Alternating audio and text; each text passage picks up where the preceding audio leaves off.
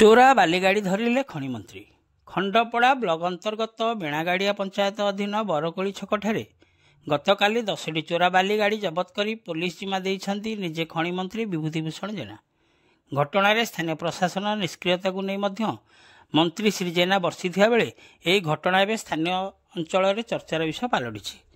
ଘଟଣାରୁ ପ୍ରକାଶ, ଗତକାଲି ବିଳମ୍ବିତ ସନ୍ଧ୍ୟାରେ ଖଣି ମନ୍ତ୍ରୀ ବିଭୂତିଭୂଷଣ ଜେନା କଣ୍ଟିଲୋ ନୀଳମାଧବଙ୍କ ପୁଷ୍ୟାଭିଷେକ କାର୍ଯ୍ୟକ୍ରମରେ ଯୋଗଦେବା ସହ ଖଣ୍ଡପଡ଼ା ଅଭିମୁଖେ ଫେରୁଥିଲା ବେଳେ କଣ୍ଟିଲୋରୁ ଖଣ୍ଡପଡ଼ାକୁ ସଂଯୋଗ କରୁଥିବା ପୂର୍ତ୍ତ ବିଭାଗ ରାସ୍ତାରେ ଥିବା ବରକୋଳି ଛକ ନିକଟରେ ଏକାଧିକ ବାଲି ବୋଝେଇ ହାଇୱା ଦେଖି ସନ୍ଦେହ କରିବା ସହିତ ଏହାକୁ ଅଟକାଇଥିଲେ।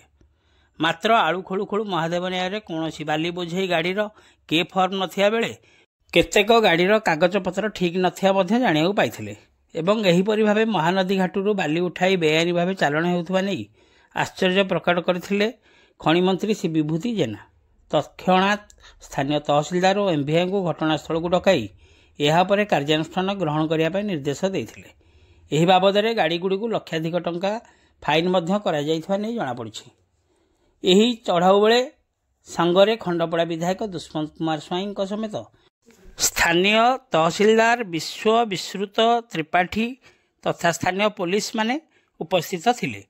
ସେହିପରି ମନ୍ତ୍ରୀ ଶ୍ରୀ ଜେନାଙ୍କ ଅଭିଯୋଗ ପରେ ସ୍ଥାନୀୟ ପ୍ରଶାସନ ଗାଡ଼ିଗୁଡ଼ିକୁ ଜବତ କରିବା ସହିତ ପୁଲିସ ଓ ଖଣି ବିଭାଗ ଜିମା ଦେଇଥିବା ସୂଚନା ମିଳିଛି।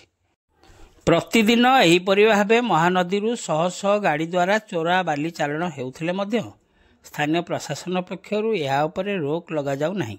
ଫଳରେ ଜନସାଧାରଣଙ୍କ ମଧ୍ୟରେ ତୀବ୍ର ଅସନ୍ତୋଷ ପ୍ରକାଶ ପାଇଛି। ମନ୍ତ୍ରୀଙ୍କ ଏହି ପଦକ୍ଷେପକୁ ସହରର ବୁଦ୍ଧିଜୀବୀମାନେ ଭୂୟସୀ ପ୍ରଶଂସା କରିଥିବା ବେଳେ ଆଗାମୀ ଦିନରେ ଏହି ଚୋରା ବାଲି ଗାଡ଼ି ଚାଲାଣ ଉପରେ ସ୍ଥାନୀୟ ପ୍ରଶାସନ ପକ୍ଷରୁ କି ପଦକ୍ଷେପ ନିଆଯାଉଛି ତାହା ଦେଖିବାକୁ ବାକି ରହିଲା। ଖଣ୍ଡପଡ଼ାରୁ ସନ୍ତୋଷ କୁମାର ସାହୁଙ୍କ ରିପୋର୍ଟ, ଖଣ୍ଡପଡ଼ା ଖବର।